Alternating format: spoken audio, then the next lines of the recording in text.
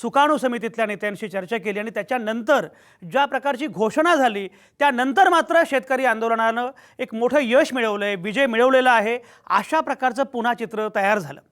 सगळ्यात महत्त्वाची गोष्ट म्हणजे सरसकट कर्जमाफी, तत्वतः सरसकट कर्जमाफी, मात्र काही निकषांवर अशा प्रकारची घोषणा झाली। आणि तत्वतः म्हणजे काय, सरसकट म्हणजे काय, निकष कुठले, या सगळ्याच्या अनुषंगाने सुद्धा मग चर्चा सुरू झाली। सोशल मीडियावर तत्वतः या शब्दाबद्दल अगदी विनोद सुरू झाले, निकष कुठले, सरसकट कुठले याच्याबद्दलही चर्चा सुरू झाली।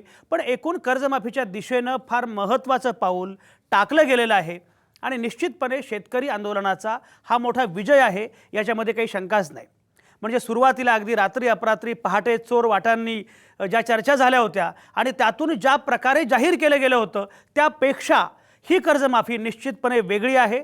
ती सरसकट आहे तत्वतः असली तरीसुद्धा, निकष असले तरीसुद्धा, त्यामुळे हा विजय आहे, याच्यामध्ये काही शंका नाही। आणि सुकाणू समितीच्या सगळ्या नेत्यांनी हे मान्य केलं की ही महत्त्वाची घटना आहे आणि त्याच्यामुळे आम्ही आमचं आंदोलन थांबवतो आहोत।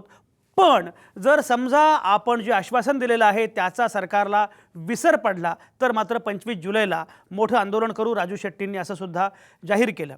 हे सगळं ठीक आहे, त्यामुळे हा आनंदाचा भाग आहे आणि त्यासाठी अभिनंदन केलं पाहिजे, एकूण आनंद वाटावा अशा प्रकारचं हे चित्र आहे। कारण शेतकऱ्यांच्या आत्महत्या ज्या मोठ्या प्रमाणामध्ये दिसत आहेत, म्हणजे या प्रकारची घोषणा होत असताना, या प्रकारे शेतकरी फटाके वाजवत असताना, गावोगाव पेढे वाटप केलं जात असताना, बच्चू कडू, राजू शेट्टी यांच्यासारखे धुरंधर अगदी विद्रोही मानले जाणारे असे शेतकरी नेतेसुद्धा समाधान व्यक्त करत असताना त्याचवेळी शेतकऱ्यांच्या आत्महत्या मात्र सुरूच आहेत। पण एकूण हा निर्णय फार महत्त्वाचा आहे, याच्यामध्ये काही शंका नाही।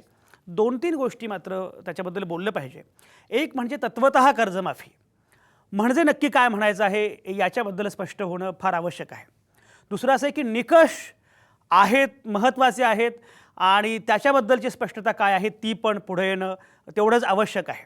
आणि हे खरंच आहे, मुख्यमंत्री ज्याप्रमाणे म्हणाले की धनदांडगे जे शेतकरी आहेत त्यांना कर्जमाफी मिळणं आणि सर्वसामान्य साधा आमचा जो शेतकरी शेतमजूर आहे तो मात्र मागे राहणं असं यापूर्वी अनेकदा घडलं आहे, असं घडता कामा नये। त्यामुळे त्या अर्थानं निकष महत्त्वाचे आहेत आणि महसूल मंत्री चंद्रकांत पाटील यांनी जाहीरपणे पण सांगितलं आहे की तत्वतः म्हणजे काय, निकष म्हणजे काय, सरसकट म्हणजे काय तरी सांगितलं आहे, याच्यामध्ये काही शंका नाही। पण तरीही त्याची स्पष्टता आवश्यक आहे। त्यामुळे खरंच हे कर्जमाफी हा विजय आहे की मृगजळ आहे अशी पण चर्चा आता सुरू झाली आहे, त्यामुळे तोही एक मुद्दा महत्त्वाचा आहे। शिवसेनेनं अत्यंत खंबीर भूमिका घेतली होती आणि शिवसेनेनं सांगितलं होतं की कर्जमाफी झालीच पाहिजे आणि प्रसंगी कर्जमाफी झाली नाही तर शिवसेना सरकारमधून बाहेर पडेल की काय असं पण एक चित्र व्यक्त होत होतं किंवा ते रंगवलं जात होतं। आता शिवसेनेची भूमिका काय असणार आहे, ज्या पद्धतीनं हे घडलं आहे, म्हणजे असं पण त्याच्यामध्ये एक राजकीय अर्थ पण असा लावला जातो आहे की कुठल्याही पक्षांना याचं श्रेय मिळू नये म्हणून केवळ शेतकऱ्यांशी चर्चा आणि शेतकऱ्यांच्या नेत्यांच्या शेतकरी आंदोलनाला यश अशा प्रकारे हे यावं पुढे, असं पण एक प्रयत्न केला मुख्यमंत्र्यांनी आणि त्याला यश आलं अशी पण चर्चा असते। या सगळ्यामध्ये शिवसेनेची भूमिका काय हा दुसरा मुद्दा आहे। तिसरा महत्त्वाचा मुद्दा जो आहे तो म्हणजे हमीभावाच्या अनुषंगाने आत्ता काही बोललं गेलेलं आहे, पण नक्की कारण मूळ मुद्दा हा कर्जमाफीचा नाही तर त्याहीपेक्षा हमीभावाचा आहे। त्याच्या अनुषंगाने ठोसपणे खरंच काही घडणार आहे का? स्वामीनाथन समितीच्या ज्या शिफारशी आम्ही लागू करू असं आश्वासन दिलंच नव्हतं, अशा प्रकारचे उद्गार, अशा प्रकारचं विधान माधव भंडारी जे भाजपचे मुख्य प्रवक्ते आहेत त्यांनी जाहीरपणे केलं होतं याच कार्यक्रमामध्ये। आता मात्र सरकार असं म्हणत आहे, मुख्यमंत्री असं म्हणत आहेत की नाही, स्वामीनाथन समितीच्या शिफारशी ज्या आहेत त्या बंधनकारक आहेत, त्या महत्त्वाच्या आहेत आणि त्या आम्ही लागू करू। मुद्दा असा आहे की याच्यामध्ये केंद्राची भूमिका काय असणार आहे, म्हणजे काल परवापर्यंत भाजपचं राज्य सरकार आणि केंद्र सरकार जे मुद्दे मांडत होतं एका रात्रीमध्ये हे सगळे मुद्दे कसे काय बदलले। म्हणजे कर्जमाफी दिली तर शेतकरी आत्महत्या करणार नाही याची हमी द्या असे विरोधकांना म्हणणारं राज्य सरकार एकदम लगेच बॅकफूटवर कसं गेलं आणि खरंच राज्य सरकारला हे करायचं आहे का? केंद्र सरकारची ही भूमिका होती की राज्यानं हे सगळं बघावं आणि केंद्राला याच्यामध्ये आत्ता काही फार करता येणं शक्य नाही आहे, मग केंद्राची भूमिका कशी काय बदलली? त्यामुळे हा पण मुद्दा तेवढाच महत्त्वाचा आहे। त्याच्यानंतर आणखी एक तेवढाच महत्त्वाचा मुद्दा आहे तो असा की मुळामध्ये हे सगळं आपण करणार असं राज्य सरकारनं आता जाहीर केलेलं आहे, पण जे पूर्वी राज्य सरकारला असं वाटत होतं की सरसकट कर्जमाफी हे व्यवहार्य नाही कारण त्यामुळे अर्थसंकल्पावर आणि एकूण याच्यावर फार मोठा ताण पडेल, तिजोरीवर फार मोठा ताण पडेल, आता मग नक्की तरतूद काय असणार आहे? कारण शेवटी सरकारच्या अडचणी, सरकारच्या समस्या त्याच होत्या, तर मग आता नक्की फरक काय पडलेला आहे? 31 ऑक्टोबरपर्यंत देऊ कर्जमाफी अशा प्रकारची घोषणा होत होती. आता मात्र लगेच दिली जाईल असं जे आहे की त्याच्यामुळे नक्की आता लगेच कर्जमाफी दिली जाईल आणि कर्जमाफी उद्यापासून नवं कर्ज मिळेल वगैरे हे सगळं जे आता होतं आहे खरोखरच त्याच्या अंमलबजावणीचं काय? त्यामुळे मूळ मुद्दा जो आहे तो खरंच सरकारचा हेतू काय आहे आणि याचा परिणाम निश्चितपणे काय होणार आहे, अंमलबजावणीच्या अनुषंगानं काय काय घडणं अपेक्षित आहे, हे मृगजळ आहे की आता केवळ शेतकरी आंदोलन फारच पेटलं आहे आणि फार काळ काही हे आंदोलन आता जर चालू राहिलं तर ते आपल्याला त्रासदायक आहे, अडचणीचं आहे. म्हणून तात्पुरता घेतलेला हा निर्णय आहे का? हे हे हे ज्या प्रकारे याचं राजकीयकरण केलं जातं आहे त्याच्यामध्ये हा मुद्दा मांडला जातो. असं काही घडतं आहे का? हा एक भाग आहे. दुसरं म्हणजे शेतकरी नेत्यांनासुद्धा हे माहिती होतं की पावसाळ्यामध्ये पाऊस सुरू असताना या प्रकारचं आंदोलन व्यवहार्य नाही, म्हणून शेतकरी नेते जरा मागे आलेत का? हे सगळे मुद्दे फार महत्त्वाचे आहेत आणि आज याच विषयावर आपल्याला प्रामुख्याने चर्चा करायची आहे. आजचा विषय आहे तत्वतः कर्जमाफी. तत्वतः कर्जमाफी व्यवहाराचं काय?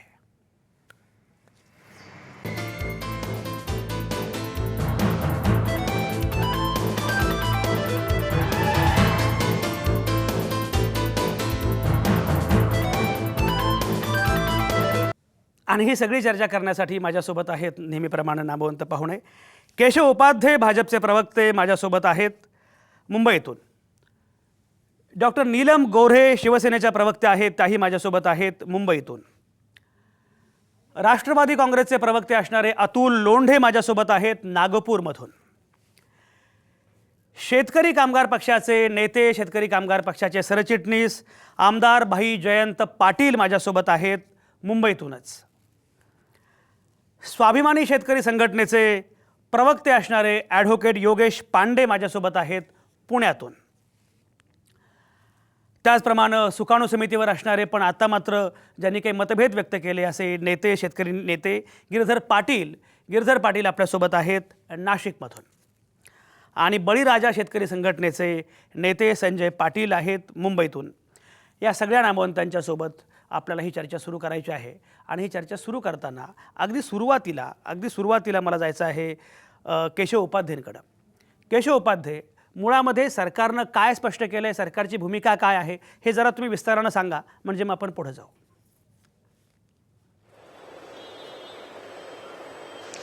मला असं वाटतं सरकारची भूमिका काल सरकारने आणि त्या ज्या संघटनाशी चर्चा सुरू होती त्या संघटनेमध्ये चर्चा झाली आणि त्यांचं समाधान झालं आणि म्हणून ते एका अर्थाने काल त्यांनी संप मागण्याचं जाहीर केलं आणि त्यानंतर पुढचं सगळ्यात दिनक्रम आपल्याला माहिती आहे. मगाशी तुम्ही प्रश्न विचारलात की तत्वतः कर्जमाफी म्हणजे नेमकं काय, तर थोडक्यात उत्तर द्यायचं किंबहुना शब्दातच उत्तर द्यायचं तर असं म्हणता येईल की कर्जमाफीचं तत्व आम्ही स्वीकारलं.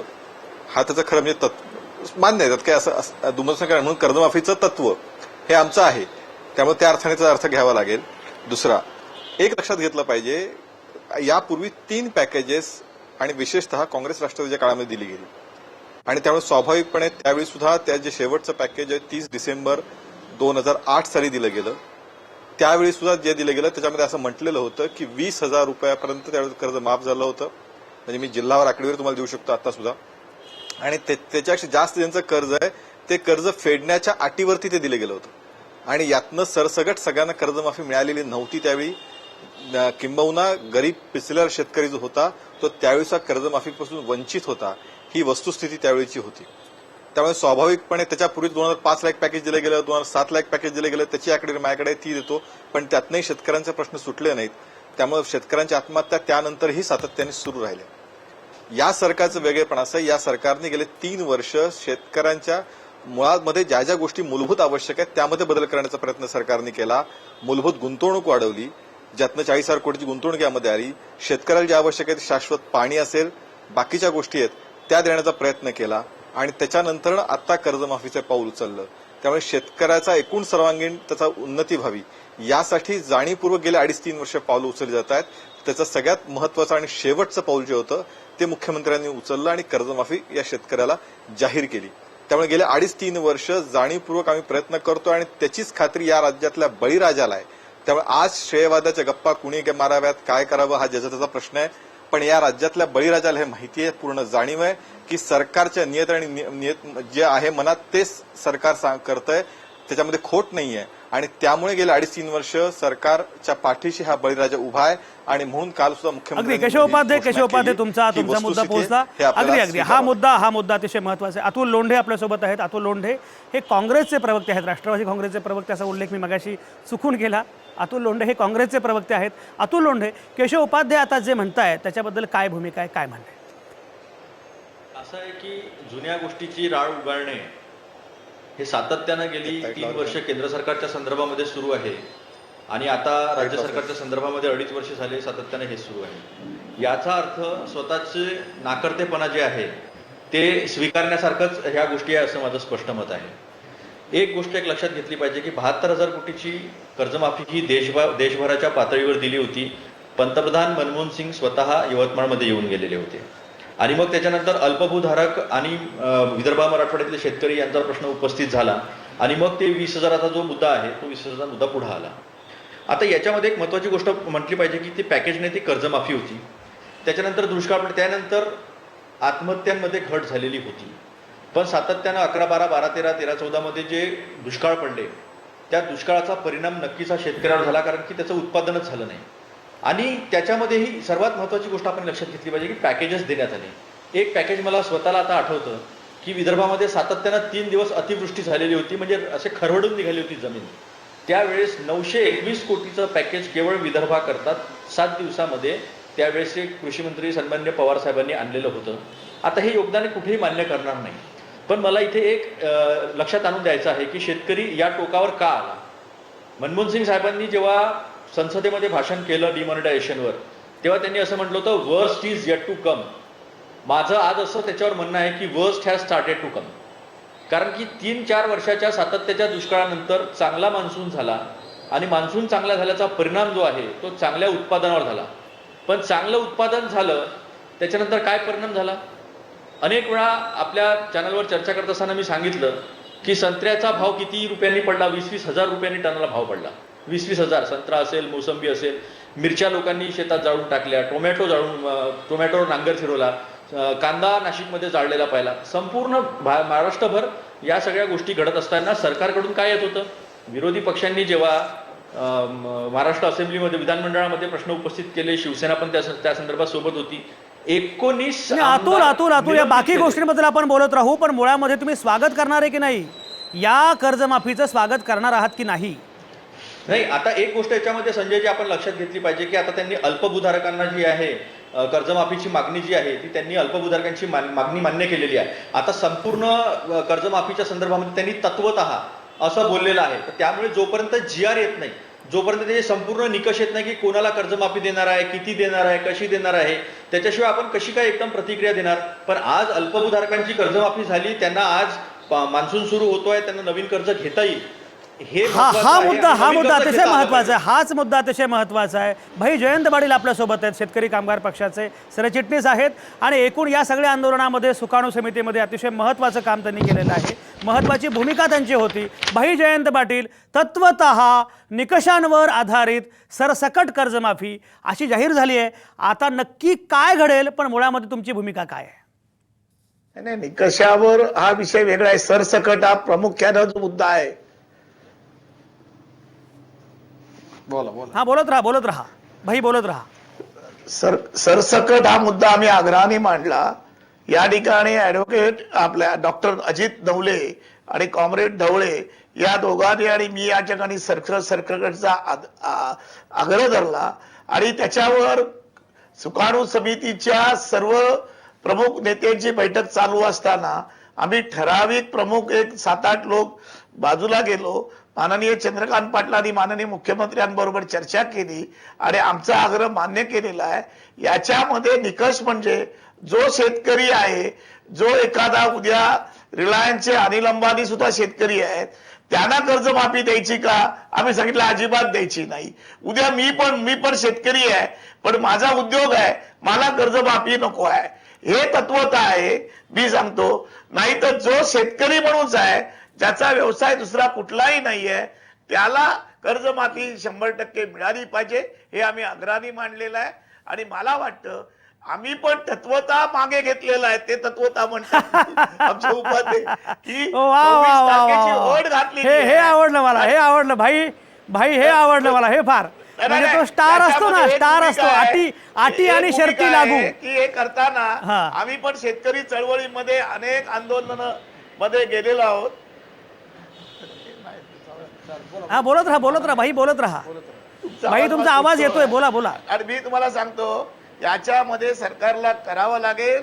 आणि मी तुम्हाला एकच पुन्हा एकदा आग्रहपूर्वक सांगतो, सरकारला सांगितलं, सरकारकडे पैसे नाहीत आम्हाला माहिती आहे, सरकारची गोष्ट का मी विधिमंडळामध्ये 18 वर्ष काम करतोय, परंतु याच्यासाठी वेगवेगळे पर्याय मी सुचवले होते.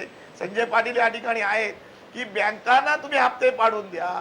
उद्या मी माझ्या बँकेतर्फे माझ्या जिल्हा बँकेकडून 100 कोटीचं कर्ज वितरण करतो, तर नाशिक बँक गिरधर पाटलांची आहे ती 4000 कोटी करते.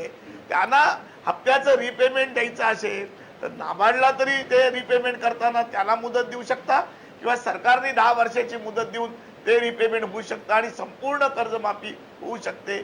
त्याचा पण विचार केला. पण भाई जयंत पाटील तुमचा मुद्दा पोहोचला, भाई जयंत पाटील तुमचा मुद्दा पोहोचला, पण मुळामध्ये जिल्हा बँकांची अवस्था आता एवढी वाईट आहे, तेव्हा जिल्हा बँकांना केंद्रबिंदू मानून काही करता येईल का? नाही, ज्या सक्षम जिल्हा बँका आहे, ज्या सक्षम जिल्हा बँका आहेत त्यांच्यासाठी मी बोलतोय. गिरधर पाटील मला सांगा की हे सगळं जे काही झालं, सुकाणू समिती गेली, बैठक झाली, मुख्यमंत्र्यांनी आश्वासन दिलं, महसूल मंत्र्यांनी समन्वयाची भूमिका घेतली, आता ज्या प्रकारचं चित्र पुढे आलेलं आहे, गिरधर पाटील काय म्हणणं आहे?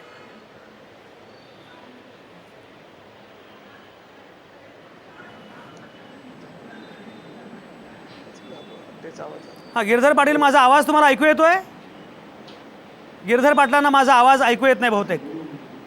योगेश पांडे जे घडलंय तुम्ही आनंदी आहात का, काय म्हणणं आहे? नाशिक जरा बघा. हॅलो हा योगेश पांडे बोला. येतो. स्वागत केलं पाहिजे. सरकारच्या भूमिकेचं आम्ही स्वागत करतो, मात्र लढाई पूर्ण संपलेली नाही. एक टप्पा आपण गाठला आहे, हा एक पहिला टप्पा आहे व पुढील टप्पा असेल की जोपर्यंत शेतकऱ्यांच्या मालाला उचित दाम मिळत नाही, स्वामीनाथन आयोगच्या जे सुधाव आहे ते लागू होत नाही, तोपर्यंत ही लढाई काही संपलेली राहणार नाही. आता सर्वप्रथम तर मी संजयजी आपलं अभिनंदन करतो की आपण सतत 10 दिवस या विषयावरती सलग चर्चा चालू ठेवली व इतर प्रसारमाध्यमांचं देखील आम्ही अभिनंदन करतो. शेतकऱ्यांना मुळात जी तत्वता आता जे भाई जे बोललेत की तत्वता म्हणजे काय, तर ज्या शेतकऱ्यांना उत्पन्नाचं इतर कुठलंही साधन नाही व ते पूर्णतः शेतीवर अवलंबून आहे, त्यांना सरसकट माफी मिळाली पाहिजे. त्याचबरोबर काही जे बोगस शेतकरी आहेत, शेतकऱ्यांच्या नावावरती ते फायदे घेत आहे, असे सरकारी अधिकारी असो, काही राजकारणी आहेत, त्यांना बिलकुल यामध्ये काही योगेश पांडे तुमचा मुद्दा पोहोचला. योगेश पांडे मी येतो तुमच्याकडे, तुमचा मुद्दा पोहोचला. सलग 10 दिवस 15 दिवस आम्ही सलगपणे या प्रकारचं करत होतो, वृत्तांकन असेल किंवा कार्यक्रम असतील, त्यामुळे शेतकरी कार्यकर्ते नेते आमचं अभिनंदन करतायत. पण भाजपचे प्रवक्ते मात्र गेले 15 दिवस आमच्यावर रागावलेले होते. पण आता मात्र सरकारनं पण त्याच भाषेमध्ये सगळे मुद्दे मांडलेत, हे बरं झालंय. नीलम गोरे आत्ताची तुमची भूमिका काय आहे? ही येतो केशव उपाध्ये तुमच्याकडे येतो. हां नीलम गोरे बोला. एक तर सगळ्यात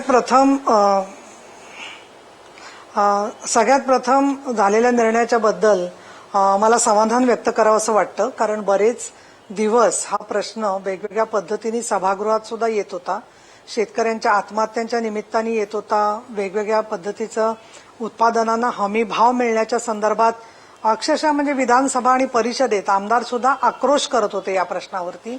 अर्थसंकल्पीय अधिवेशनामध्ये सुद्धा आवाज उठवला गेला होता की विशेष अधिवेशन घेण्यात यावं.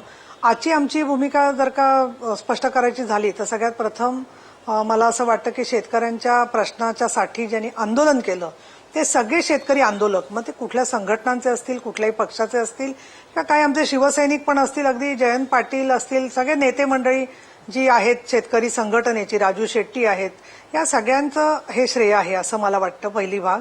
दुसरं असं की शिवसेनेनी यासाठी म्हणून एकदम आक्रमक भूमिका घेतली होती, कॅबिनेटवर बहिष्कार टाकला होता. मग तो बहिष्कार आहे की नाही याच्यावर जरी वाद झाला तरी आमची भावना ही स्पष्ट होती. आणि 19 जूनला 19 मेला तुमच्या लक्षात असेल, तुम्ही ते कव्हर केलं होतं अधिवेशन सगळ्यांनी, आणि शेतकरी संघटनेचे राजू शेट्टी, त्याच्यानंतर पुणतांब्याचे धनंजय जाधव असे अनेक शेतकरी कार्यकर्ते तिथे आले होते आणि तिथे माननीय उद्धव साहेबांनी सांगितलं होतं की आम्ही शेतकऱ्यांना हमी भाव मिळावा, स्वामीनाथन समितीचा अहवाल अंमलात यावा आणि फक्त कर्जमाफी नव्हे कर्जमुक्ती, परत शेतकरी कर्जबाजारी पुढच्या काळात होऊ नये, कर्ज जेवढं काही किमान लागतं पेरणी किंवा या कामांच्यासाठी म्हणून ते बरोबर आहे, परंतु हमीभाव मिळाला नाही तर परत त्याला कर्ज परतफेड करणं अशक्य होऊन जातं. तर कर्जमुक्तीच्या दृष्टीने आपली वाटचाल असली पाहिजे आणि त्यासाठी आम्ही पडेल ती किंमत मोजण्यासाठी म्हणून तयार आहोत. आणि बाकी मला असं वाटतं की आता त्यात दबाव तंत्र, भूकंप वगैरे या सगळ्यात मी जाणार नाही, पण संजय तुमच्या लक्षात असेल की याच आपल्या कार्यक्रमामध्ये माधव भंडारींनी स्पष्ट सांगितलं होतं की भारतीय जनता पक्षाची लोकसभेच्या वेळेला अशी कुठलीही आश्वासन नव्हतं की डॉक्टर स्वामीनाथन समितीचा अहवाल अंमलात आणला जाईल आणि उलट ते आपल्याशीच वाद घालत होते सगळ्या जणांशी. अगदी. आणि नंतर दुसऱ्या वाहिनीवर बोलत असताना मी चंद्रकांत दादा पाटील यांच्यावर होते, तिथेही मी त्यांना म्हटलं की आमची ही अपेक्षा आहे सरकारकडून की एखाद्या प्रवक्त्यांनी जर का एखादी अयोग्य गोष्ट बोलली असेल तर सरकारने स्वामीनाथन समितीचा अहवाल आम्ही कशा पद्धतीने अंमलात आणणार आहोत हे बोलून दिलासा देण्याच्या ऐवजी ज्या सुरामध्ये माधव भंडारी बोलत होते, मला असं वाटतं की हा एक कुठेतरी गर्वाचा भाग होता का अज्ञानाचा भाग होता याच्यात मी जाणार नाही, पण शेतकऱ्यांच्या भावना ह्या प्रवृत्तीमुळे दुखावल्या जातात ही वस्तुस्थिती आहे. या मधल्या काळामध्ये जे शेतकऱ्यांच्या आत्महत्या झाल्या त्या आम्ही विसरू शकत नाही. अजून सुद्धा पुढच्या काळामध्ये अंमलबजावणीच्या मध्ये कशा प्रकारनी उत्तमात उत्तम मार्ग काढता येतो आहे, योग्य त्या शेतकऱ्यांना आपण दिलासा देऊ शकतोय हे बघणं जसं काम आहे. त्याचबरोबर हमी भावाचा प्रश्न जो आहे तो केंद्राच्या बरोबर राज्याचं सुद्धा आज आता बातमी आलेली आहे की तूर डाळ जी घेतली त्याला आता सगळे छोटे छोटे म्हणजे अंकुर उगवलेले आहेत पाण्यात भिजल्यामुळे, गोदामं नाहीयेत पुरेशी. हे सगळे प्रश्न राज्यासमोर आव्हान म्हणून आहेत असं मला वाटतं. आणि बँका डबघाईला आल्याचा जो तुम्ही उल्लेख केला तो आहे, नोटबंदीनंतर सहकारी बँकांना परवानगी नाकारल्यामुळे फार मोठ्या प्रमाणात शेतकऱ्याची फरफट झाली आहे. निवडणुकीत त्याचं काय प्रत्यंतर आलं की नाही हा विषय नाहीये, पण आमची शिवसेनेची ही भूमिका आहे की शेतकऱ्यांच्या हितासाठी म्हणून आम्ही सातत्याने पुढच्या काळात देखील काम करत राहणार आहोत. आणि पक्षप्रमुख माननीय उद्धवजी ठाकरे यांनी प्रत्येक वेळेला मग उत्तर महाराष्ट्राचा दौरा असेल, मराठवाड्याचा दौरा असेल, आताही 15 तारखेला ते विदर्भात जाणार आहेत. पण मला स्वतःला असं वाटतं की श्रेयापेक्षा सुद्धा जी भाषा होती सत्तेमध्ये असणाऱ्या आमच्या मित्र पक्षाची ती त्यांनी बदलायला लागली. त्यांना हा जनतेचा खूप मोठा विजय आहे आणि मला असं वाटतं अगदी, की अगदी. नीलम जनतेच्या गोरे हा विजयाबरोबर मुद्दा आता पुढच्या काळामध्ये या विजयाची फळं कशा पद्धतीने गोरगरीब शेतकऱ्यांना मिळतील हे एक मोठं आव्हान आहे. केशव उपाध्याय, असं काय घडलं की तुम्ही काल परवापर्यंत वेगळ्याच आवाजात बोलत होता, काल परवापर्यंत तुम्ही वेगळ्याच भाषेत बोलत होता, या वाहिनीवर जेव्हा चर्चा झाल्या तेव्हा तुमचे प्रवक्ते अन्यत्र तुमचे लोक ज्या प्रकारे बोलत होते ती भाषा वेगळी होती, आता मात्र आकस्मिकपणे तुम्हाला तुमची भाषा बदलली आहे. एकदम तुमचं हे मतपरिवर्तन कसं काय झालं? क्रमांक 1. आणि क्रमांक 2, साध्या न्याय्य मागण्यांसाठी सुद्धा शेतकऱ्यांना एवढं मोठं, एवढे आत्मक्लेश करावे लागावेत, एवढा संघर्ष करावा लागावा, एवढं आंदोलन करावं लागावं, अशी वेळ आपल्याच राज्यात आपल्या सरकारकडून काय येते?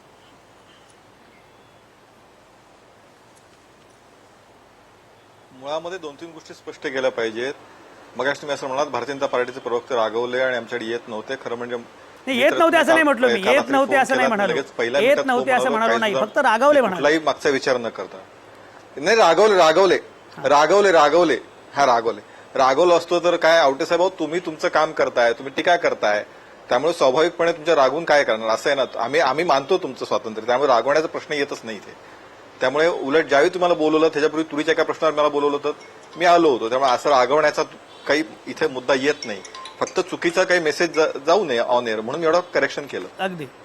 दुसरं असं आहे की ज्या भाषेबद्दल बोलताय, खरं म्हणजे मी स्वतः आणि आमचे सगळे प्रवक्ते सुद्धा, म्हणजे कोणती भाषा अशी तुम्हाला वाटते आक्षेप आहे मला अजूनही कळलं नाही.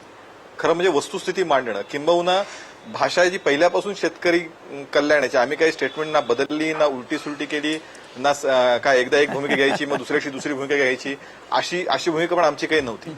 ज्या भूमिकेवरती गेल्या 2.5-3 वर्षामध्ये सातत्याने आम्ही गोष्टी करतो आहोत त्या गोष्टी बोललोय. राहता मगाशी माधुरांच्या काय वाक्याचा संदर्भ आला, असं आहे की थोडंसं त्यातली वस्तुस्थिती पण लक्षात घेतली पाहिजे की म्हणजे, आणि माझं विनंती आहे की तुम्ही एनडीएच्या काळातलं जाऊन वेबसाईटवर पण असेल ते, त्या एनडीएचं एकत्रित केलेलं जे घोषणापत्र ते काढून बघा. त्यामध्ये मी आज पुन्हा त्यावर चर्चा करून पुन्हा वाद करायचा नाहीये, पण तरी सुद्धा गेलं जाणीवपूर्वक शेतकऱ्यांच्या कल्याणासाठी हे सरकार गेले 2.5-3 वर्ष प्रयत्नशील राहिलं आणि त्याचे वारंवार म्हणजे शेवटी गेल्या वर्षी जसा पाऊस चांगला झाला हे सगळ्यात महत्वाचं आहे, पण पाऊस जसा चांगला झाला त्याचबरोबर जलशिवारनी या राज्यातल्या शेतकऱ्यांना मोठा दिलासा दिला, ही वस्तुस्थिती आहे. आता हे असं आहे, आपण मात्र श्रेय देताना इतकी कंजूसगिरी करतो, इतका आकसपणे वागतो. पाऊस छान झाला, पाऊस मागे याच्यापूर्वी पाऊस चांगला झाला होता, पण ते पाऊस जमिनीत मुरणं, पाऊस पाणी थांबणं या गोष्टी ज्या घडत नव्हत्या ते गेल्या 2.5 वर्षामध्ये घडल्या. याचंही श्रेय थोडं सरकारला दिलं पाहिजे ना. आज म्हणजे म्हणून तर शेतकरी आज मला सांगा गेल्या 2.5 वर्षामध्ये असं एक तरी उदाहरण आहे का की शेतकरी या सरकारवरती नाराज आहे? शेवटी असं दिसून आलं? कधीच दिसलं नाही, कारण शेतकऱ्याला हे जाणवत आहे आणि आमचा आक्षेप होता शेतकऱ्यांच्या नावाखाली जे राजकारण करत होते मला सांगा, त्यांच्यापुरता आमचा आक्षेप होता. तुमच्याच भाषेमध्ये मी विचारतो की शेतकरी सरसकट तुमच्यावर आउटेज आहे, शेतकरी सरसकट तुमच्यावर खुश आहे, याचे निकष काय? संजयजी, नीलम गोरे बोला. आवटे साहेब, या लोकशाहीमध्ये आवटे साहेब या लोकशाहीमध्ये आपल्याला तुमची इच्छा असो नसो, आवटे साहेबांच्या मनात काय वाटतं किंवा अन्य कोणाच्या मनात काय वाटतं ह्याच्यापेक्षा शेवटी मतपेटी देणारा निकाल हा महत्वाचा असतो. माझ्या मनाचा केशवपाध्ये प्रश्नच नाही, तुम्हाला मी सांगितलंय माझ्या मनाप्रमाणे घडलं असतं. ऐका, माझ्याप्रमाणे घडलं असतं तर केशव उपाध्ये आमदार व्हावेत, मंत्री व्हावेत. माझ्या मनाप्रमाणे घडतं तर केशव उपाध्ये आतापर्यंत मंत्री झाले असते. माझ्या मनाप्रमाणे घडायचं नाही, माझ्या मनाप्रमाणे घडावं तर केशव उपाध्ये मंत्री व्हावेत. आवटेंचं अनेकांच्या मनाप्रमाणे जर घडलं असतं तर हे सरकार कधीच गेलं असतं. कोणाच्या एक लक्षात घ्या, हे तुमच्या डोक्यात आहे ना की आमच्या मनात काय आहे, आमच्या मनात काय आहे शोध लावू नका. आमच्या मनात काय तुम्ही शोध लावू नका. मी तुम्हाला म्हटलं नाही का? नाही, तो नाही. नीलम गोरे नाही, एक सेकंड. नीलम गोरेंनी मगाशी एक विधान केलं, नीलम गोरेंनी मगाशी एक विधान केलं आणि केशव उपाध्ये ते नाकारतायत. नीलम गोरे काय म्हणतात? केशव, एक सेकंद. नीलम गोरे, नाही, मला एक तर पहिलं सांगायचं आहे, म्हणजे मी फक्त केशवसाठी बोलत नाहीये, मी सगळ्या समाजासाठी बोलते. आणि मला देवेंद्रजी फडणवीस, चंद्रकांत पाटील, दिवाकर रावते, गिरीश महाजन, सुभाष देशमुख जे या मंत्री गटामध्ये होते त्यांचं मनपूर्वक अभिनंदन करायचंय, पहिली गोष्ट. त्याच्यामुळे श्रेय कोणी देत नाही वगैरे असं नाहीये, एक भाग. दुसरं मला इथे सांगायचंय की भाषेपेक्षा सुद्धा जो मतितार्थ होता की स्वामीनाथन आयोगच नाकारायची तयारी ज्याला एखादा व्यक्ती करतो आणि तो प्रवक्ता असतात ते, त्यावेळेला जर का आमच्यासारखे म्हणजे एकदम आक्रमक लोक त्या दिवशी पॅनेलवर नसते आणि समजा आम्ही गप्प बसून राहिलो असतो तर महाराष्ट्रात एक मेसेज असा गेला असता की कुणालाच इथे स्वामीनाथन समितीच्या अहवालाच्या संदर्भामध्ये काही सोयरसूतक नाहीये की जो चांगला नव्हता, त्या ठिकाणी वाईटपणा घेऊन सुद्धा शेवटी टीका करावी लागली. हा दुसरा भाग आहे त्याच्यामध्ये. तिसरं, चंद्रकांत दादा म्हणाले स्वामीनाथन समितीचा अहवाल आम्ही कसा कसा टप्प्यांनी आता त्याची अंमलबजावणी करतोय वगैरे, हे सर्व पुढचं झालं. परंतु पहिले 7 ते 8 दिवस तुमच्या लक्षात असेल, पुणतांब्याचा जो पहिला म्हणजे संप झाला त्यामधल्या काळामध्ये स्वामीनाथन समितीचा अहवाल आम्ही आणणार आहोत असं कुणीच दिलासा देत नव्हतं, कुणीच दिलासा नव्हतं. कशावर विश्वास ठेवून शेतकऱ्यांनी पुढे जायचं? आणि मला काय वाटतंय की कोण किती झालं मतदान हे तर आता ते सत्यच आहे निवडणूक आयोगाकडे की 123 तुमचे निवडून आलेले आहेत, जिल्हा परिषदा निवडून आल्या. पण मग याचा अर्थ दुसरा असा आहे की तुमच्यावरती जनतेने जास्त विश्वास टाकला असेल तर त्या विश्वासाला सार्थ ठरवणं हे तुमच्या हातात होतं. आणि म्हणून मला असं वाटतं की मंत्री गटाची चर्चा, सुकाणू समितीची चर्चा हे सगळं झालं. पुढचं देर आहे दुरुस्त आहे, तो प्रश्न नाहीये. दुसरं कोणाच्या काय मनात होतं तर अजून काय संपलं नाहीये ना सगळं. अजून पुढे आज वर्तमान आहे, नंतर भविष्य आहे, बऱ्याचशा गोष्टी आहेत. त्याच्यामुळे कोणाला काहीतरी करायचंय म्हणून कसला तरी सूड काढायचा आहे हा गैरसमज कुणीही ठेवू नये असं मला इथे सांगावंसं वाटतं. आणि दुसरं मला या सगळ्या संदर्भात वाटतं की कोण नाराज आहे आपण प्रश्न विचारतो ना, तर ते शेतकरी काय एका कुठल्या मंत्र्यांबद्दल किंवा मुख्यमंत्र्या अशा व्यक्तीवर नाराज असतात की नाही मला माहित नाहीये. परंतु मध्यंतरी करमाळ्यातल्या ज्या शेतकऱ्यांनी आत्महत्या केली त्यांनी असंच लिहिलं होतं पत्रामध्ये की फक्त मुख्यमंत्र्यांनी येऊनच माझ्या प्रेताला अग्नी द्यावा, तोपर्यंत कुणीही प्रेताला अग्नी देऊ नये. याचा अर्थ काय होतो की त्यांचा विश्वास शेतकऱ्यांचा हा मुख्यमंत्र्यांवरतीच फक्त होता, मधल्या कुठल्याही यंत्रणेमध्ये आपल्याला कोणी दिलासा देत नाही असा होता. तर याच्यामुळे आपली जबाबदारी वाढते ना असं मला वाटतं. आणि म्हणून मला असं वाटतं की हे एक विजयाचं एक चांगलं पद्धतीचं. नीलम गोरे अगदी तुमचा मुद्दा पोहोचला. योगेश पांडे तुम्ही ऐकला असेल. नीलम गोरे मुद्दा पोहोचला. केशव उपाध्ये सुद्धा ऐका, केशव उपाध्ये सुद्धा मगाशी बोलताना असं म्हणाले की एनडीएचं घोषणापत्र आपल्या समोर आहे, त्यात काय आहे सगळ्यांना माहिती आहे. पण पण पण मी त्यात जात नाही असं म्हणाले योगेश पांडे. काय मुद्दा आहे तो?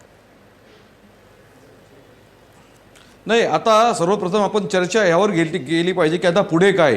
राज्यामध्ये शेतकऱ्यांमध्ये थोडं संभ्रमाचं वातावरण आहे की कर्जमाफी कुणाला मिळणार आहे, कुणाला नाही मिळणार आहे. कारण अनेक शेतकऱ्यांचे कर्ज पुनर्गठित झालेले आहेत.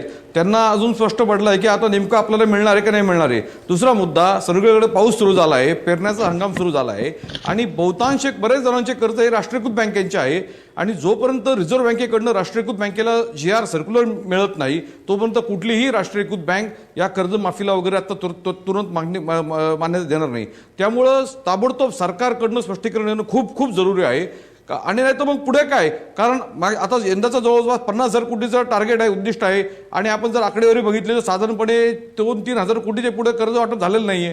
मग कोण त्या ह्याच्यात निकषामध्ये बसणार, कोण नाही बसणार, याकडे ताबडतोब सरकारने लक्ष देऊन खुलासा करणं फार फार जरुरी आहे. अन्यथा परत जर वेळ गेला याच्यामध्ये पूर्ण 10-15 दिवस गेले तर खूप मोठा परिणाम होऊन जाईल आणि हंगाम. योगेश पांडे मुद्दा पोहोचला. केशव उपाध्याय उत्तर द्यायचं. योगेश पांडे मुद्दा पोहोचलाय. केशव उपाध्याय. नाही, अगदी बरोबर आहे. आणि निलमताईंचं मी अभिनंदन करतो. त्या असं म्हणाल्या की हे शेवटी शेतकऱ्यांचा विजय आणि खऱ्या शेतकऱ्यांच्या प्रश्नासाठी ज्या पद्धतीने सरकार सामोरं गेलंय त्यातनं शेतकऱ्यांच्या पदरी काही 4 गोष्टी पडत आहेत. त्यामुळे कुठलाच राजकीय पक्ष याच्यामध्ये श्रेयाच्या भानगडीत पडणार नाही असा विश्वास मी व्यक्त करतो. दुसरं त्याच्यामध्ये असं आहे की आमचे मित्र योगेश पांडेजींनी खरा मुद्दा मांडला आणि तो मुद्दा योग्य आहे की तातडीने या संदर्भातला निकष स्पष्ट व्हायला हवेत. किंबहुना त्या संदर्भामधल्या बैठका आज दिवसभर सुरू होत्या. कालच निर्णय झालाय. आज दिवसभर दादा पाटील असतील, बाकीचे सुभाष देशमुख असतील, यांच्यातल्या त्या खात्यातल्या बैठक ऑलरेडी सुरू आहेत. म्हणजे त्यातल्या त्यात अल्पभूधारकांना तर कालच सांगितलं की त्यांची कर्जमाफी करण्यात हे झालंय म्हणून. त्यामुळे त्या पद्धतीची सरकार पातळीवरती जी इच्छाशक्ती म्हणजे जी पांडेजींना वाटते तशाच प्रकारची इच्छाशक्ती सरकारची पण आहे. आणि मला वाटतं लवकरात लवकर या 2-4 दिवसामध्ये सुद्धा कदाचित त्याबद्दलचं स्पष्टीकरण जाईल आणि त्यातनं शेतकऱ्याला दिलासा मिळेल. आणि हे तितकं सगळ्यात एक महत्वाचं आहे की शेवटी आणि या किमान प्रश्नावर तरी आपण एकमत झालो की धनदांडग्या शेतकऱ्यांना कर्जमाफी मिळता कामा नये. जो जेन्युन गरिबी आहे म्हणजे जे झालं तुम्हाला तर मगाशी आमचे मित्र अतुल लोंढे असं म्हणाले की त्याच्यानंतरनं 2008च्या कर्जमाफीनंतरनं शेतकऱ्यांच्या आत्महत्येत घट झाली. तुम्हाला हवे असेल तर मी त्या प्रत्येक वर्षाचे आकडेवारी मी सांगू शकतो. ही वस्तुस्थिती नाही. पण कारण त्याचं कारण असं होतं कारण त्या ज्या अटी होत्या फक्त 20,000 आणि ते पुढचं कर्ज त्यांनी भरलं पाहिजे, त्याचे हप्ते नियमित पाहिजे तर ते 20,000 लागू होते. आणि 70-72 हजार कोटी जो त्यांनी आकडा सांगितला महाराष्ट्रामध्ये 6,900 कोटीच्या आसपास तो आकडा होता. त्यामुळे ती वस्तुस्थिती नाही. काही जिल्ह्यांमध्येच ती कर्जमाफी मिळाली होती. अशा प्रकारची पुनरावृत्ती फसवी कर्जमाफी पुन्हा मिळू नये. खऱ्या अर्थाने शेतकऱ्याला कर्जमाफी मिळाली पाहिजे. त्यामुळे 2-3 दिवस जातील पण त्यातनं केशव मुद्दा पोहोचला. मला ब्रेक घ्यायचा. केशव उपाध्याय मला ब्रेक घ्यायचा. अतुल लोंढेंना काहीतरी उत्तर द्यायचं. अतुल लोंढे पटकन बोला. नाही, सगळ्यात महत्वाची गोष्ट अशी आहे की याच्या श्रेय वगैरे घेण्याची काही गरज नाही आहे. श्रेय कोणी घेतलं जेव्हा त्यांनी म्हटलं होतं की मला कर्जमाफी द्यायची आहे त्याच दिवशी फलक लागले होते. पेपरमध्ये सुद्धा बीजेपीच्या ज्या बीजेपी पक्षाच्या भाजपच्या पक्षाच्या ऍड्स आलेल्या होत्या. आताही फ्लेक्स वगैरे जे काम आहेत तेच करतायत. पण या संपूर्ण संपादरम्यानच्या दरम्यान मी 72,000 कोटी ही संपूर्ण देशभरातली म्हटली होती. 7,000 कोटीच्या जवळपास ही महाराष्ट्रात झाली होती. त्यांनी व्यवस्थित ऐकलं नाही.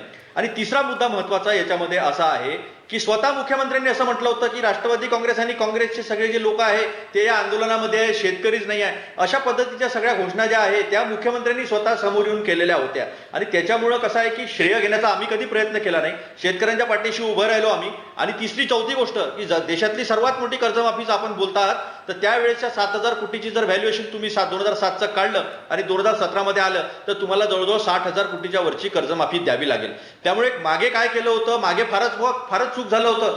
तर मग तुमचा निवडणुकीचा निकष लावला तर 60 वर्ष तुम्हाला दोन सीट सुद्धा मिळू दिल्या नाही या देशातल्या लोकांनी. आणि मग तोच निकष लावला तर मग तुम्ही अतिशय अनुपयुक्त होते 60 वर्ष असा त्याचा अर्थ होईल. त्यामुळे महत्वाची गोष्ट अशी आहे की तुम्ही आम्ही राजकीय पक्ष म्हणून सुद्धा आणि आपण सगळे शेतकरी पण आहोत, शेतकऱ्याच्या घरात आलेलो आहोत, कार्यकर्ते आहोत, सामाजिक काम सुद्धा आपण करतो. त्यामुळे वारंवार चर्चेमध्ये आपण मूळ मुद्द्यावर चर्चा न करता यांनी असं केलं होतं त्यांनी तसं नव्हतं केलं असं न बोलता आज योगेशजींनी जे मुद्दे उपस्थित केले की पुढे आपण कशा पद्धतीने देणार आहे.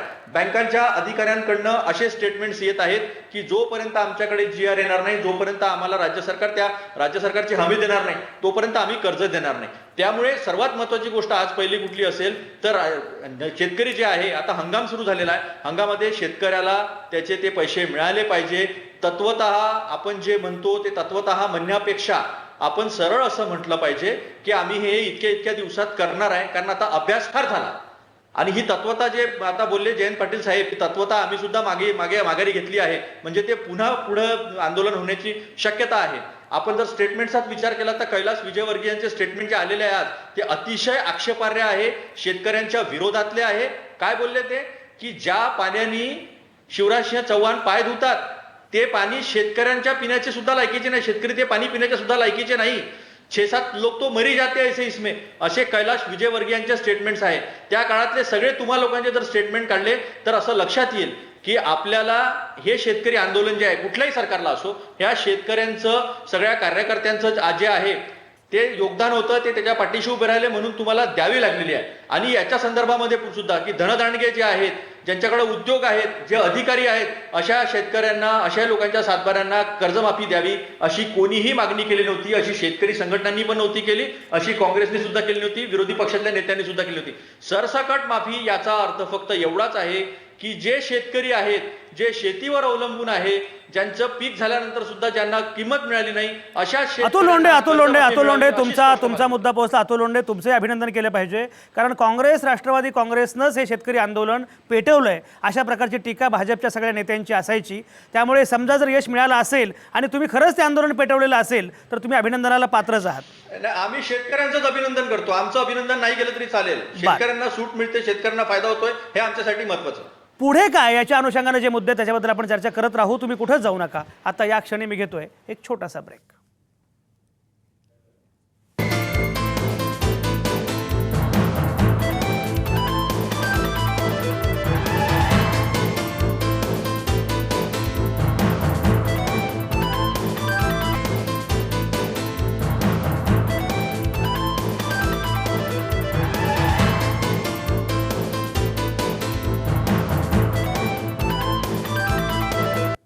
आवाज महाराष्ट्राचा विशेष कार्यक्रमात तुमचं पुन्हा एकदा स्वागत. तत्वतः कर्जमाफी, पण व्यवहाराचं काय अशी चर्चा आपण करतोय. कर्जमाफीची घोषणा झालेली आहे आणि हा निर्णय अतिशय महत्त्वाचा आहे, याच्यामध्ये काही शंकाच नाही. सगळीकडे वातावरण आनंदाचं आहे, पण व्यवहाराचं काय या टप्प्यावर, या सेगमेंटमध्ये मला बाकी कुठलीही चर्चा करायची नाही. आता पुढं काय, कर्जमाफी झाली पण प्रत्यक्षाचं काय, तत्वतः वगैरे ठीक आहे, पुढे काय याच्यावर आपण बोलणार आहोत.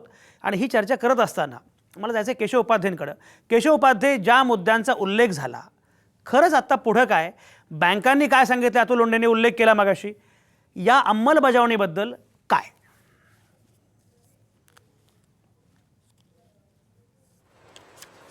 नाही, 2-3 गोष्टी मगाशी अतुल लोंढे असं म्हणाले, मागं काय घडलं ते का सांगत बसता. असं आहे की भविष्यामध्ये ज्या गोष्टी आपल्याला करायच्यात, ज्या गोष्टी नव्याने करायच्यात, त्यावेळी मागं ज्या चुका घडल्या त्या चुका पुढच्या आजच्या निर्णयामध्ये घडू नये याची काळजी तर आपल्याला घेतलीच पाहिजे. आणि त्या चुका काय घडल्या हे तर आपल्याला सांगितलं पाहिजे. जरी त्या कडवट वाटल्या, अतुल लोंढेंना वाटू शकत कडवट त्या चुका, पण तरी सुद्धा त्या चुका तर सांगितलं पाहिजे. या चुका झाल्या बाबा, त्यामुळे आता पुढच्या टप्प्यात अशा चुका करता कामा नयेत. त्यामुळे स्वाभाविकपणे आज कालपासूनच, किंबहुना जरी ती काल बैठक संपल्यापासून, काल संध्याकाळपासून आज दिवसभर त्या विषयातल्या बैठका सुरू आहेत. मी मगाशी असा उल्लेख केला की जे आपण मान्य केलंय की अल्पभूधारकांची ताबडतोब कर्जमाफी तर काल जाहीर केली सरकारने, पण त्याच्यामध्ये सरकार त्या बँकांपर्यंत जो निर्णय करायचा आहे त्यातले ते निकष ते ठरवावे लागतील. ते त्यामुळे एखाद दुसरा दिवस त्याच्यामध्ये जाईल हे मला मान्य आहे की आत्ताचा दिवस महत्वाचा आहे, पावसाचे दिवस आहेत, शेतकऱ्याला हवंय, पण खऱ्या शेतकऱ्यापर्यंत आपल्याला पोहोचायचं आहे आणि त्याला मुक्त करायचंय, जो आता सगळ्या कर्जबाजारातनं त्रस्त झालेला आहे. त्यामुळे एखाद दिवस त्याला लागेल, पण त्यातनं जे आपण केशव मुद्दा बोलला. अतुल लोंढे पटकन बोला, पटकन 30 सेकंद. नाही, मला एक कळत नाही की आज वृत्तपत्रांमधनं वेगवेगळ्या प्रकारची माहिती येते. वृत्तपत्रामध्ये आर्टिकल येतं की 87% अल्पभूधारक हे फक्त पश्चिम महाराष्ट्रामध्ये आहे आणि 13% फक्त 13% अल्पभूधारक हे मराठवाडा आणि विदर्भामध्ये आहेत. आता हे मुख्यमंत्री विदर्भाचे आहेत, यांना सगळी माहिती आहे आणि हे यांचा अभ्यास सुरू आहे, किती करणार आहे. आज असंही एका वृत्तपत्रामध्ये मी असं वाचलं, म्हणजे ऑनलाईन वृत्तपत्रामध्ये, की दिवाकर रावते साहेब, आता ते कन्फर्म नाही मला, म्हणजे मी त्याचं एकदम दाव्याने नाही सांगू शकत, पण दिवाकर रावते साहेब असं बोललेले आहेत की असली कुठली कमिटी स्थापन केली त्याच्यामध्ये मी आहे, मला माहित नाही. दिवाकर रावते साहेब हे स्वतः शेतकऱ्यांसाठी विरोधात असताना आंदोलन केलेले आहे आणि ते ज्येष्ठ कॅबिनेट मंत्री आहेत, त्यांचं जर असं स्टेटमेंट येत असेल आणि ते खरं असेल तर हे गंभीर आहे, म्हणून हे मुद्दे उपस्थित केले. आज जर शेतकऱ्याकडे जर ऑनलाईन सगळं असताना जर डेटाच उपलब्ध नाही आहे असं सातत्यानं सरकारकडनं येत असेल तर मग हे फार गंभीर आहे. म्हणजे आज जर नीलम गोरे अतुल लोंढे म्हणतात ते बरोबर आहे का? अतुल लोंढे एक सेकंद, नीलम गोरेंना खुलासा करू द्या. नीलम गोरे.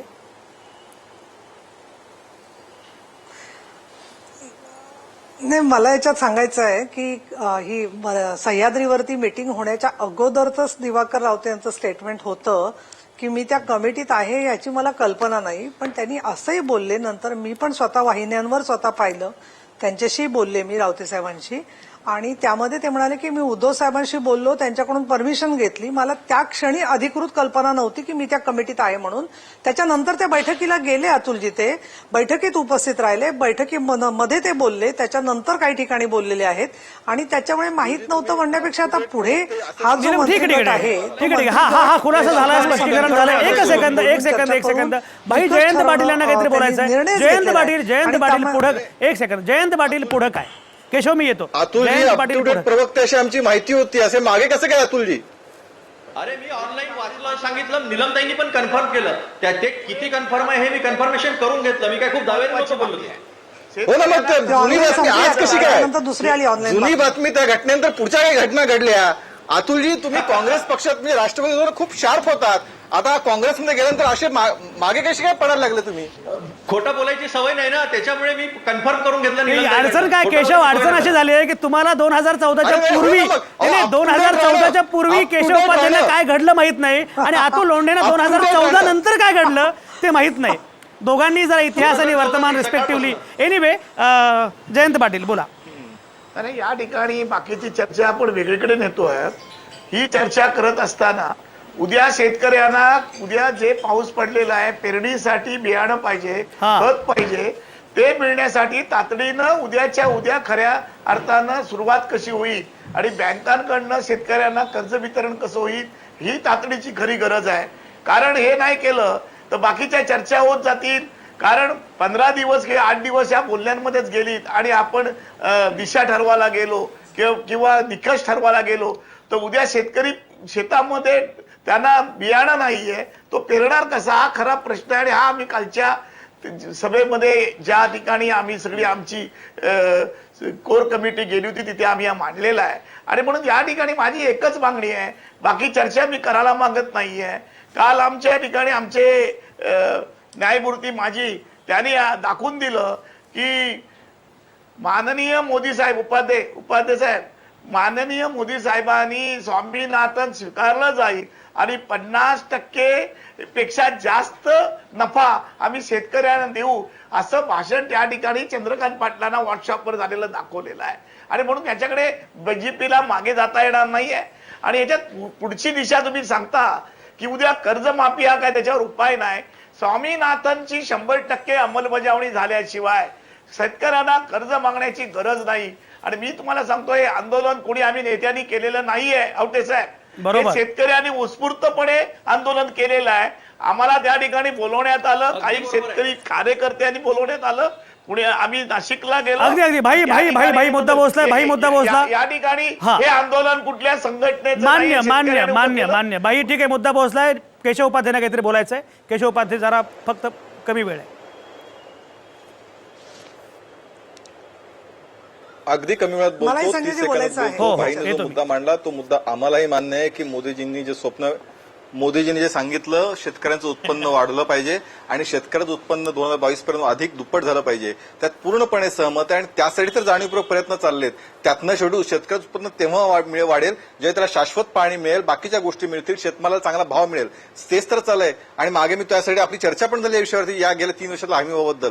त्यामुळे हे सरकार शेतकऱ्याच्या विकासासाठी पूर्णपणे कटिबद्ध आहे, हे एवढंच मला सांगायचं. नीलम गोरे.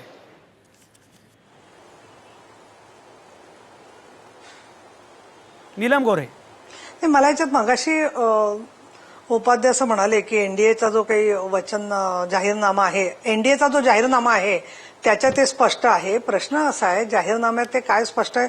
2014च्या जाहीरनाम्याबद्दल केशव उपाध्याय जर का बोलत असतील त्याच्यामध्ये, तर विधानसभा निवडणूक तर आपण सेपरेट लढलेलो आहोत, मुद्दा एक. दुसरं असं की 3 वर्ष होत आल्यावर याच्या पूर्वी सभागृहात मगाशी जयंत पाटील बोलले, ते काही अनेक वर्ष सभागृहात आहे, 2002 पासून मी पण सभागृहात आहे. प्रत्येक वेळेला स्वामीनाथन समितीचा अहवाल 2004 आणि 2006 दरम्यान 6 अहवाल त्यांनी वेगवेगळे प्रकाशित केले.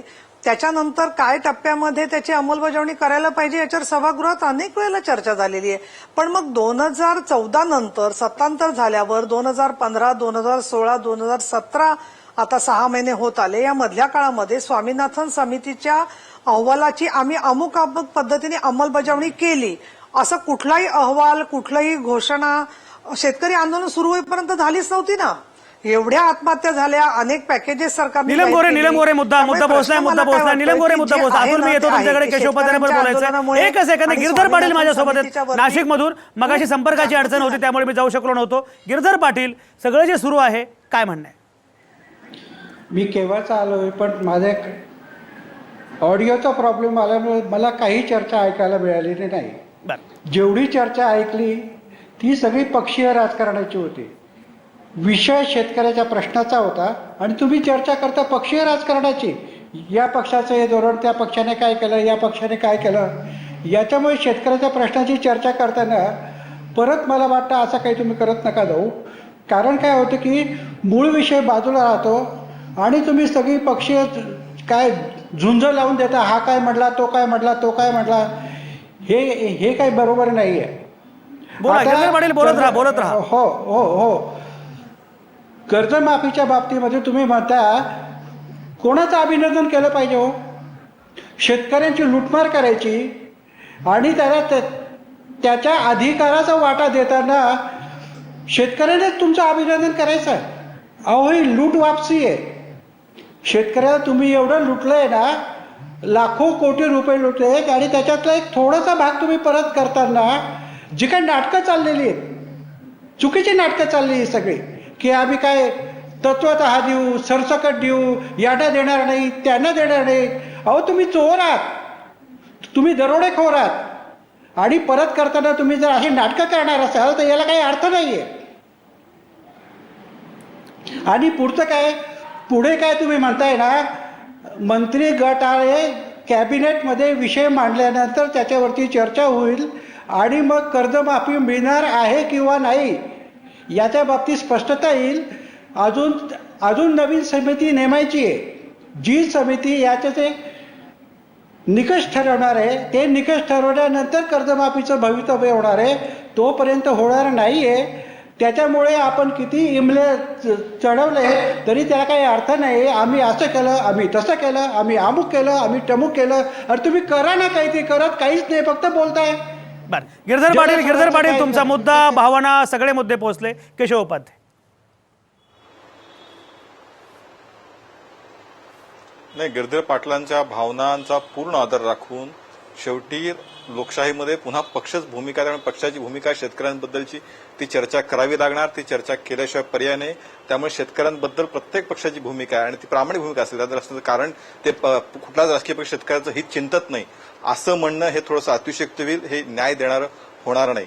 मगाशी जो मुद्दा आला, नीलमताईने जो मुद्दा मांडला 2014, मी एवढ्यासाठी एनडीएचा वारंवार उल्लेख केला कारण 2014 राजू शेट्टी पण एनडीए म्हणजे अजूनही त्या आहेत, शिवसेना जो आहे त्यावेळी आमच्या सोबत होती, नंतर आपण झालो, त्यासाठी उल्लेख केला. पण आता झालं गेलं, तो विषय संपला म्हणून मी पुढे गेलं कारण शेवटी चर्चा पुढचा, आणि ताईनेच सांगितलं की पुढचं भविष्य बघितलं पाहिजे. त्यामुळे त्या अर्थाने मी पुढे गेलो. त्यातला मुद्दा असा आहे की आम्ही सावतामाळी, मला अनेक योजना आणल्या. शेतकऱ्याच्या जीवनात बदल घडण्यासाठी अनेक निर्णय गेल्या 3 वर्षामध्ये झालेत आणि ज्याचा परिणाम शेतकऱ्याला नक्की 100 मिळतोय. काही शेतकऱ्यांना मिळालं नाही, सगळीच निराशा आहे असं कुणीच समजण्याचं कारण नाही. प्रश्न नक्की आहेत शेतकऱ्यांचे, पण ते सोडवण्याचे संजय पाटील मुद्दा मांडले. केशव उपाध्याय मुद्दा बोलतो. माझा वेळ संपत आलाय. आता कोणी जास्त बोलू नका. संजय पाटील, तुमच्या मगाशी काही ऑडिओची अडचण होती. संजय पाटील बोला. संजयजी, आता काल जी दिवसभर बैठक झाली त्या बैठकीमध्ये मी दिवसभर उपस्थित होतो. जयंत पाटील साहेब होते. त्या ठिकाणी जे निर्णय झालेले आहेत त्याच्यामध्ये सरसकट कर्जमाफी मिळवण्यामध्ये या राज्यातल्या शेतकऱ्यांनी विजय मिळवलेला आहे आणि सरकारला या शेतकऱ्यांच्या एकजुटीपुढे नमतं घ्यावं लागलेलं आहे. शेतकऱ्यांचं त्या ठिकाणी हा विजय ह्या सरकारने दिलेली नाही तर या शेतकऱ्यांनी हिसकावून घेतलेली आहे सरसकट कर्जमाफी आंदोलनाच्या माध्यमातून, असं आपल्याला म्हणावं लागेल. आणि दुसरी गोष्ट, आज या राज्यातील शेतकऱ्यांना जो हा तत्वता आणि पुढचा जो निकष या दोन शब्दावरती राज्यातल्या शेतकऱ्यामध्ये प्रचंड मोठ्या प्रमाणात संभ्रम आहे आणि शेतकरी आमच्यासारखा संपर्कात आहे की हे निकष म्हणजे काय. तर ते निकष आम्हाला माहित आहेत, आम्ही ते निकष सरकारला सांगतोय, परंतु सरकार नेमकं निकष काय लावणार आहे ते अगदी संजय पाटील मुद्दा पोहोचलाय निकषांबद्दल संभ्रम कसा आहे. एकच सेकंद, माझ्यासोबत एक शेतकरी आहे, तो आपल्याशी फोनवरून बोलणार आहे. संभ्रम कसा आहे, अडचण कशी आहे आणि आपल्याला आकरण कसं नाही राज्यभराचं, याच्या अनुषंगानं हा फोन फार महत्वाचा आहे. बाळासाहेब मुंडे हे गंगाखेडचे शेतकरी आहेत, ते माझ्यासोबत आहेत. बाळासाहेब मुंडे आहेत का फोनवर? बाळासाहेब मुंडे, तुम्हाला माझा आवाज ऐकू येतोय?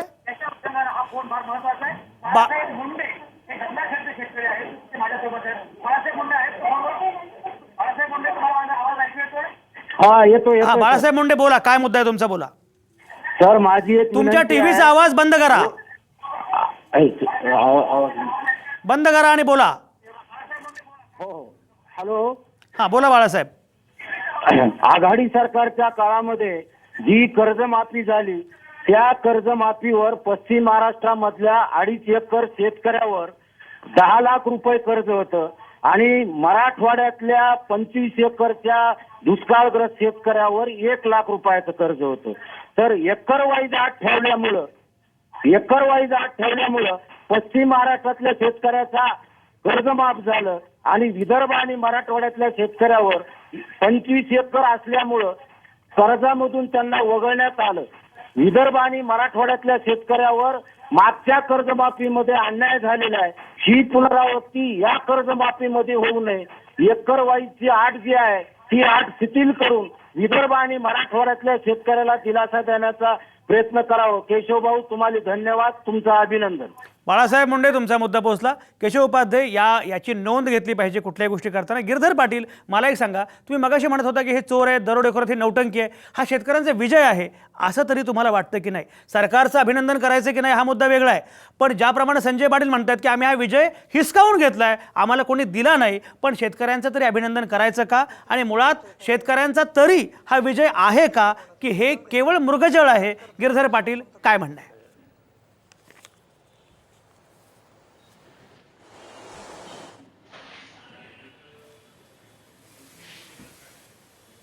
कॅबिनेटमध्ये जाऊन अहवाल सादर करायचा आहे, नंतर त्याच्यावरती विचार होईल, त्याच्यावरती निर्णय होतील आणि परत निकष ठरवणारी समिती नेमायची आहे. याला किती काळ लागेल आपल्याला काही सांगता येत नाही. या काळामध्ये काय काय होईल, काय काय होणार नाही, याच्यावर सगळी ही कर्जमाफी अवलंबून आहे. त्यामुळे कोणाचा पराजय झाला, कोणाचा विजय झाला तसं न समजता सातत्याने याच्यावरती लक्ष ठेवून नेमकं याच्यामध्ये पक्षीय राजकारण किंवा सत्ताधाऱ्यांचा नेमका काय येतोय. हा, गिरधर पाटील, मुद्दा पोहोचलाय. जयंत पाटील, भाई जयंत पाटील, बोला. आम्ही सरकारबरोबर बोलणी करताना या अटी सगळ्या घातलेल्या आहेत. उद्या 4 दिवसामध्ये कर्ज वितरण सुरू झालं पाहिजे ही आमची मागणी आहे. गिरधर पाटील तिथे नव्हते आणि याच्यावर नसेल तर ताबडतोब याच्यावर आम्हाला ऍक्शन घ्यावी लागेल. हे सरकारला याची जाणीव करून दिलेली आहे. फक्त स्वामीनाथनसाठी आम्ही त्याला वेळ दिलेला आहे. कर्ज वितरण तातडीने झालं पाहिजे आणि कमिटी ही मंत्रिमंडळाच्या अधीन राहून काम करते आहे आणि त्यांनी त्या ठिकाणी कमिटीला अधिकार आहेत घटनेप्रमाणे. हे बैठक सुरू असताना आम्ही त्यांना विचारलं, तुम्ही कुठल्या अधिकारात इथे येत आहे? तर घटनेने कमिटी नेमण्याचा अधिकार या ठिकाणी शासनाला दिलेला आहे, कॅबिनेटला दिलेला आहे. त्याच्या अधीन राहून बोलतोय आणि आम्ही हे बोलतोय ते मुख्यमंत्र्यांच्या संमतीने बोलतोय. जयंत पाटील, मुद्दा पोहोचला. जयंत पाटील, हो मुद्दा पोहोचला. आता प्रत्येकाकडे 30 सेकंद आहेत. अतुल लोंढे. नाही, मला एवढंच म्हणायचं आहे की हा विजय जो आहे हा शेतकऱ्यांचा विजय आहे.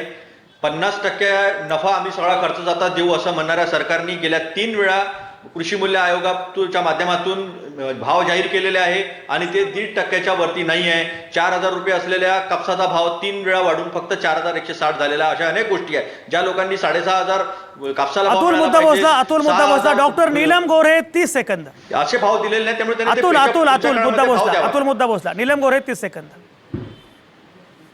मला एवढं सांगायचंय की शेतकऱ्यांच्या प्रश्नावरती जवळजवळ 2004 पासून आम्ही सातत्याने काम करतो आहे. आजही आम्ही शेतकऱ्यांच्या प्रश्नासाठी सर्वस्व झुगारून त्यांच्यासाठी लढायची आमची तयारी आहे आणि भविष्यात सुद्धा शिवसेना पक्षप्रमुख शेतकऱ्यांच्या सोबत कायम राहतील आणि या कर्जमाफीची अंमलबजावणी आणि हमी भावासाठी आमचं सातत्याने लक्ष राहणार आहे.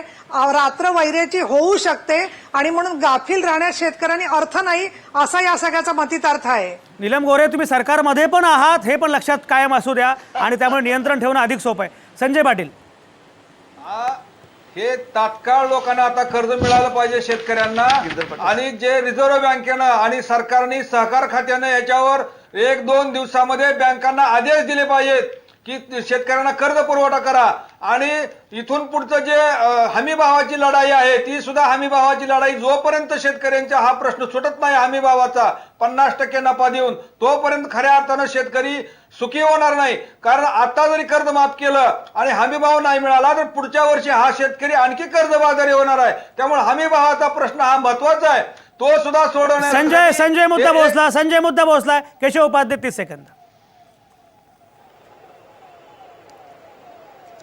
मोजून 30 सेकंदात सांगतो. आत्ता म्हणजे मी काही बोलण्यापेक्षा आत्ता तुमच्याकडे ज्या शेतकऱ्यांना तुम्ही फोन लावला होता आणि त्या शेतकऱ्यांच्या भावना व्यक्त केल्या की जेन्युन शेतकऱ्याला फायदा मिळाला पाहिजे, जो दुजाभाव, जो फसवेपणा काँग्रेस राष्ट्रवादीच्या कर्जमाफीने झाला त्याची पुनरावृत्ती होता कामा नये, एवढी काळजी हे सरकार नक्की घेईल आणि रास्त शेतकऱ्याला त्याचा फायदा कर्जमाफीचा मिळेल एवढा विश्वास फक्त देतो.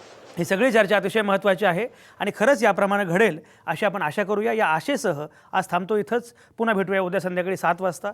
आता आवाज महाराष्ट्राचा हा कार्यक्रम सायंकाळी 7 वाजता असतो. तुमच्या आतल्या आवाजासह पाहत आणि ऐकत रहा आवाज महाराष्ट्राचा.